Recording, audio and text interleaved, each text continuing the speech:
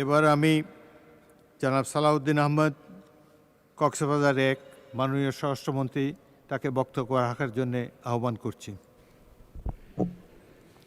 মাননীয় স্পিকার, আপনাকে ধন্যবাদ। আজকের এই মহান জাতীয় সংসদের দাঁড়িয়ে আমার প্রায়ই মনে পড়ছে এই সংসদ গঠিত হওয়ার পরে যিনি সবচাইতে বেশি খুশি হতে পারতেন তিনি দেশনেত্রী বেগম খালেদা জিয়া। তিনি আজকে আমাদের মধ্যে নেই। দীর্ঘ ৪৫ বছরও বেশি আমি দেশনেত্রী বেগম খালেদা জিয়ার সহকর্মী হিসাবে, কখনো কর্মচারী হিসাবে, কখনো সংসদ সদস্য হিসাবে, কখনো মন্ত্রী হিসাবে, কখনো দলের নেতা হিসাবে তার ছায়াতলে ছিলাম, স্নেহের ছায়াতলে ছিলাম, নেতৃত্বে ছিলাম।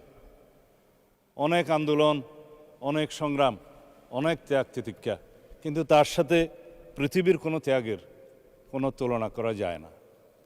তিনি একসময় সামরিক স্বৈরাচার বিরোধী আন্দোলনে নেতৃত্ব দিতে দিতে গণতন্ত্রকে অবমুক্ত করেছিলেন, সামরিক স্বৈরাচারকে হটিয়েছিলেন, খেতাব পেয়েছিলেন দেশনেত্রী। তখন আপসীন নেত্রী হিসেবে তিনি খেতাব পেয়েছিলেন। তারপরে গণতন্ত্রের যে যাত্রা ১৯৯১ সালে শুরু হলো, সংসদীয় গণতন্ত্রের যাত্রা শুরু করলেন। তার হাত দিয়েই এদেশে সংসদীয় গণতন্ত্রের পুনরায় যাত্রা শুরু হয়েছিল। তার হাত ধরেই এদেশে তত্ত্বাবধায়ক সরকার পদ্ধতি চালু হয়েছিল এবং তার হাত ধরেই বাংলাদেশে গণতন্ত্র এবং নারী শিক্ষার অগ্রগতি হয়েছিল অভূতপূর্ব। ২০০১ সালে তিনি যখন আবার প্রধানমন্ত্রী নির্বাচিত হলেন, আজকে আপনারা অনেকেই এই শোক প্রস্তাবে বলেছেন ৩ বারের প্রধানমন্ত্রী। তিনি আসলে ৪ বার শপথ নিয়েছেন প্রধানমন্ত্রী হিসেবে। ১৯৯১ সালে প্রধানমন্ত্রী হিসেবে তখন রাষ্ট্রপতি শাসিত সরকারের সময় একবার প্রধানমন্ত্রী হলেন। তারপরে সংসদীয় পদ্ধতির সরকার ব্যবস্থা চালুর পরে তিনি আবার শপথ গ্রহণ করলেন, দ্বিতীয়বার প্রধানমন্ত্রী হলেন। তৃতীয়বার প্রধানমন্ত্রী হলেন ২০০১ সালে এবং চতুর্থবার ১৯৯৬ সালে ষষ্ঠ জাতীয় সংসদে তিনি প্রধানমন্ত্রী নির্বাচিত হলেন। এই ৩ বার, চতুর্থবার ২০০১ সনে প্রধানমন্ত্রী নির্বাচিত হলেন। তিনি অপরাজিতা। বাংলাদেশের রাজনীতিতে এরকম আর কোনো নজির নাই, উপমহাদেশে আছে কিনা জানি না। যতবারই যত আসনেই তিনি নির্বাচন করেছেন ততবারই তত আসনে তিনি নির্বাচিত হয়েছেন। তিনি আপসীন দেশনেত্রী হিসেবে খেতাব পেয়েছেন। বিগত সময়ে স্বৈরাচার বিরোধী, সামরিক স্বৈরাচার বিরোধী আন্দোলনের সময়ের ধারাবাহিকতায় বাংলাদেশের গণতন্ত্র যার হাত দিয়ে বারবার অবমুক্ত হয়েছে, সেই ধারাবাহিকতায় ফ্যাসিবাদ বিরোধী গণতান্ত্রিক আন্দোলনে অবিরাম সংগ্রামের মধ্য দিয়ে তার নজিরবিহীন ত্যাগের নজির স্থাপন করে তিনি খেতাব পেয়েছেন বাংলাদেশের মানুষের কাছে দেশনেত্রী এবং গণতন্ত্রের মা। আজকে সেই গণতন্ত্রের মা আমাদের মধ্যে নেই। তিনি নেই, কিন্তু তিনি আছেন বাংলাদেশের প্রতিটি মানুষের অন্তরে। সারা পৃথিবীর গণতন্ত্রকামী প্রত্যেক মানুষের অনুপ্রেরণা হিসেবে তিনি জীবিত থাকবেন তাদের অন্তরে।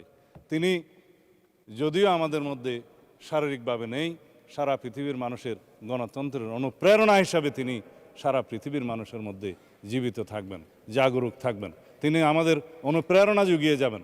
তার সেই নেতৃত্ব, গণতন্ত্রের জন্য অপরিসীম ত্যাগ এবং তার সংগ্রামের কাহিনী আজীবন বাংলাদেশের ইতিহাস যতদিন থাকবে ততদিন এদেশের মানুষ স্মরণ রাখবে এবং অনুপ্রাণিত হবে। আজকে দীর্ঘ আলাপ করার সময় নেই, কিন্তু তার জীবনে নিয়ে আলাপ করতে গেলে জাতীয় সংসদের অধিবেশন একটি কেন, প্রত্যেকটা অধিবেশনেই যেন কম হয়ে যাবে। সুতরাং আমি আজকের এই মহান জাতীয় সংসদে, যেহেতু আমাদের দীর্ঘ ১৭ বছরের রক্তের উপর দাঁড়িয়ে, যেই গণতান্ত্রিক সংগ্রামের উপরে দাঁড়িয়ে শহীদের আকাঙ্ক্ষার ভিত্তিতে যেই ভিত্তি নির্মাণ হয়েছে, তার ভিত্তিতে আমরা এই জাতীয় সংসদে দাঁড়িয়ে আছি, সেজন্য আমি আজকে সময় বেশি নেব না। এই কামনা শুধু করতে পারি তিনি আমাদের গণতান্ত্রিক সংগ্রামে আজীবন অনুপ্রেরণা হয়ে থাকবেন। যারা দীর্ঘ ১৭ বছরের ধারাবাহিক সংগ্রামকে প্রত্যক্ষ করেছেন, যার ধারাবাহিকতায় ২০২৪-এর ছাত্রগণ অভ্যুত্থান সংগঠিত হয়েছে, সেই অভ্যুত্থানের একটি বিশাল অংশ জুড়ে দেশনেত্রী বেগম খালেদা জিয়ার নেতৃত্ব আমাদেরকে অনুপ্রেরণা এবং সাহস জুগিয়েছিল। যারা জুলাই যোদ্ধা হিসেবে পরিচিত, যারা জীবিত আছেন, যারা ছাত্রগণ অভ্যুত্থানে শহীদ হয়েছেন, যাদের আকাঙ্ক্ষা এবং যাদের প্রত্যাশা, জনপ্রত্যাশা পরিপূরণ করার জন্য আমরা আজকে এই জাতীয় সংসদে আছি। আমাদের প্রত্যেকের দায়িত্ব এবং কর্তব্য হচ্ছে দেশনেত্রী বেগম খালেদা জিয়া যেই বাংলাদেশ দেখতে চেয়েছিলেন, গণতন্ত্রের যে সুদৃঢ় ভিত্তি রচনা করতে চেয়েছিলেন, সেই সুদৃঢ় ভিত্তি সাম্যের ভিত্তিতে, ন্যায় বিচারের ভিত্তিতে, মানবিক মর্যাদার ভিত্তিতে, সেই বৈষম্যহীন।